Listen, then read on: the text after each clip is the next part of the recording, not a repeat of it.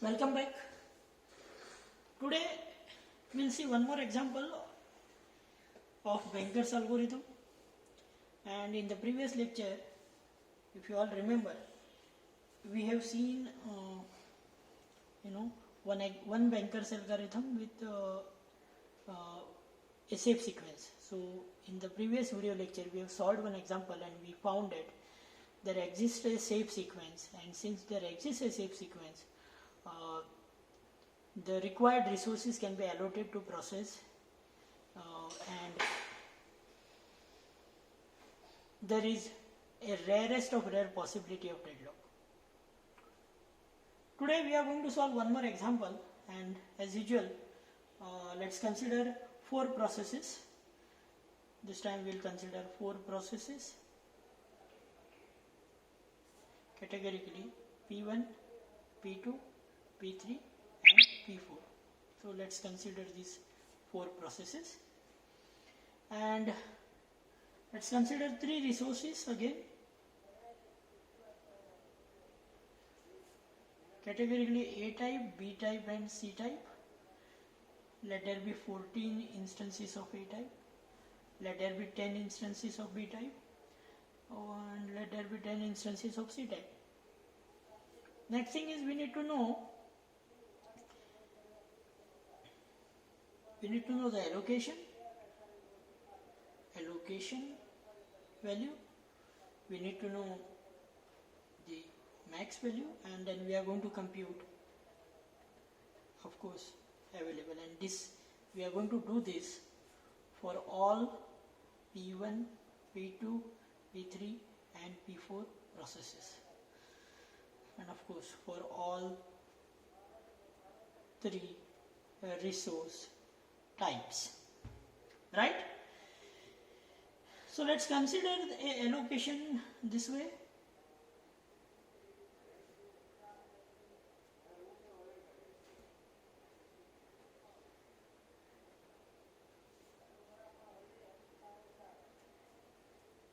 Let's consider the max requirement as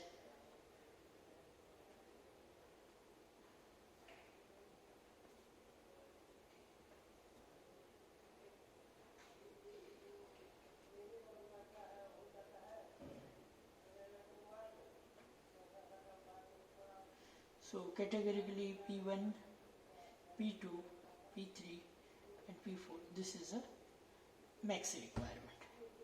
So obviously, based on the allocation, we can just find out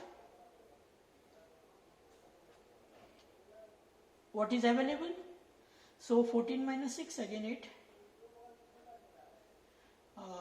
10 minus 9, again 1, and 10 minus 8. So we are done with the calculation, and 1 mark in your pocket. And we need to calculate, as I told you, the need matrix. How to compute need? How many A type of resources are available? 14. How many are allocated? You can see. So need for P1, okay, P2, P3, P4, individual will calculate, okay, for all 3 resource type. So P1 need becomes, so allocation is 2, required is 4, allocation is 1, required is 2, allocation is 1, required is 3. So 4 minus 2, 2 minus 1, 3 minus 1. So it becomes 2, 1, 2. Similarly, allocation of P2 is 2, 3, 1. Maximum required only 7, 3, 10. 7 minus 2, 3 minus 3 and 10 minus 1. So it becomes 7 minus 2 is obviously 5, 3 minus 3 is 0, 10 minus 1, it becomes 9. So similarly for P3 it is 4, for P3 it is going to be 4, 1 and 9. For P4 it is going to be 9, 1 and 2. So that's it. So another 1 mark in your pocket. Fine. So we are done.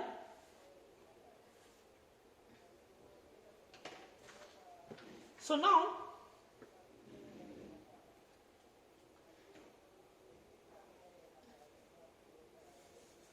let's try to solve. So we already know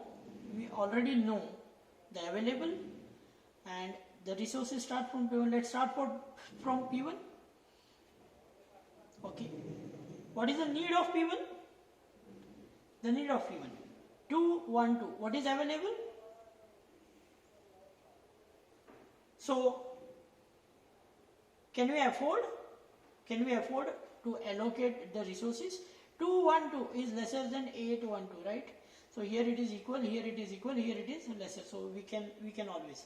So P1 can be executed and new available becomes, so what was allocated to P1?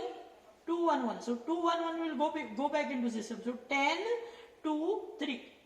So it becomes 10, 2 plus 8, 10, 1 plus 1, 2, 1 plus 2, 3. So this becomes a new available. So P1 is done. So for P1, finish of I becomes true, right? So P2, let's try. What is the requirement of P2? Requirement of P2 is 5, 0, 9. Okay, so far as resource A is concerned, this is A, this is B, this is resource A is concerned is alright, but so far as resource B is concerned is alright. But so far resource C is concerned, requirement is 9, available is 3, I can't. Let's move on to the next process. Again the requirement is 4, 1 and 9, again the same problem. I can fulfill the requirement of A and B type resources, but C type of resource requirement is 9, available is 3, I'll go ahead. Okay, let's try and solve the next, that is P4, requirement of P4. 9, 1 and 2. Okay, 9, 1 and 2, the requirement can be fulfilled.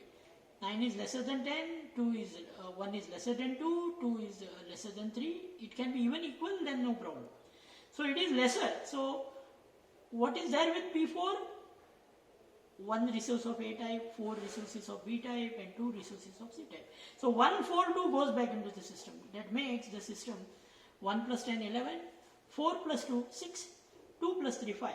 So that becomes, so this is allotted and available is again changed. It becomes 11, then 6 and 5. So now I go back again. P1 is already done, so I will consider P2. Let's see whether I can satisfy the requirement of P2 again. So what does P2 says? P2 says it requires 5, 0, 9. 5 I can fulfill, 0 I can fulfill, and 0 is not requirement at all, and 9 is the requirement for resource T type. There are only 5 resources available with the system.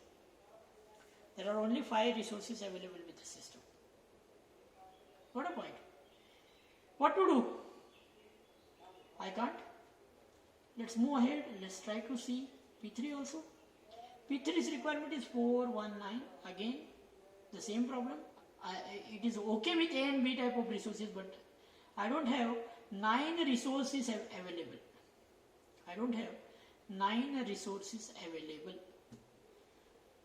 What to do? I can't. So now, when I go back, I will go back to again P2 and again the same scenario, and this scenario does not change. It does not change. However time, because these many resources, 5 resources cannot become 9 resources, because those who are holding the resources, they are already done. P1 is done, P4 is done. Only 2 resource processes are remaining, and there is no enough amount of C type of resources.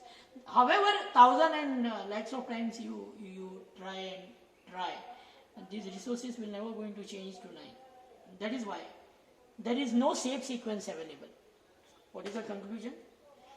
There is no safe sequence, since P2 and P3 will be waiting indefinitely for C type of resources which are not available with the system.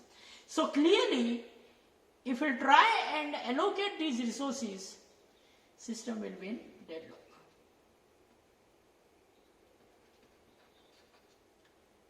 System will be in deadlock. That is all about the second example, and now we are almost done with. The example part of Banker's algorithm. One example we have seen where we could come up with a safe sequence, and here we can clearly see because the number of resources are not available, there is no possibility of reaching to a safe sequence. The system will lead to deadlock. So that is all about the second example of Banker's algorithm. We'll move ahead with a very small concept, and it's just a formality to discuss about the recovery. So now we are done with deadlock prevention, we are done with deadlock avoidance, and now the last part, we are done with deadlock detection, and the only thing that is remain is recovery. See, already we have taken all the precautions and deadlock has happened. What to do? Okay? Steps suggest either you stop entire system or else a reboot or else a restart. So the entire system will get initialized. Again, you have to start from scratch. This is not at all advisable, because it's not a question about those processes which are blocked.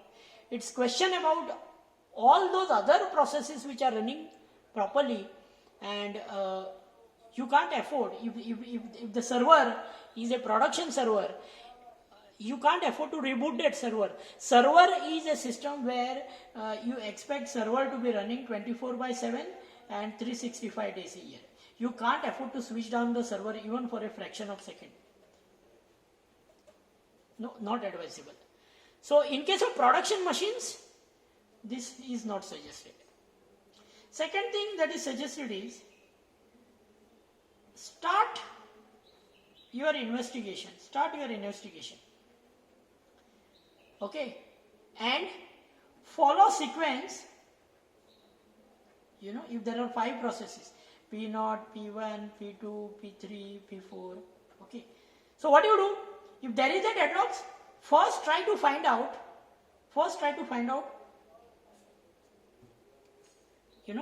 preempting P0 process.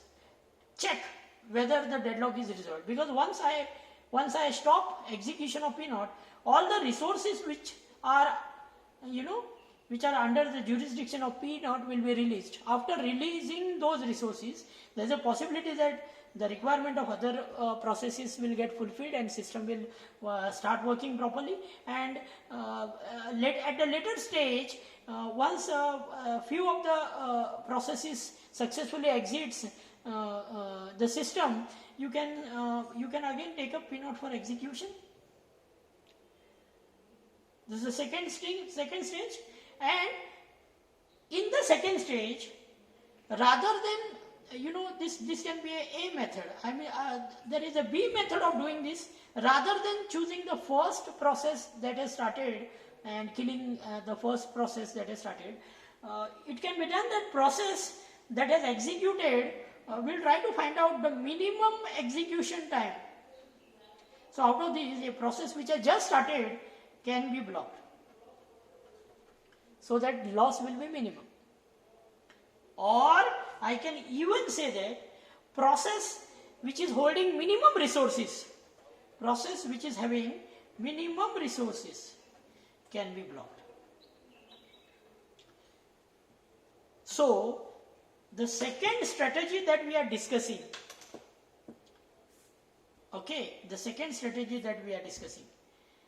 we are going to block the processes one by one.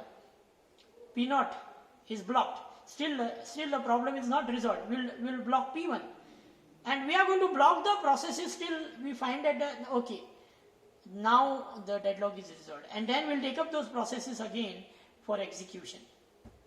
But while doing so, a care will be taken that either a process is chosen in such a way that the loss will be minimum. Maybe we'll select a process which has just started execution, a process with minimum execution time may be chosen, or the process which is holding minimum resources may be chosen, and thus we will try to recover from the deadlock with minimum damage. That is all about the recovery part of this chapter. And now I can say that we are done with unit 2 of your operating system subject. That is all. Let's meet in the next video lecture with new unit of study. Thank you.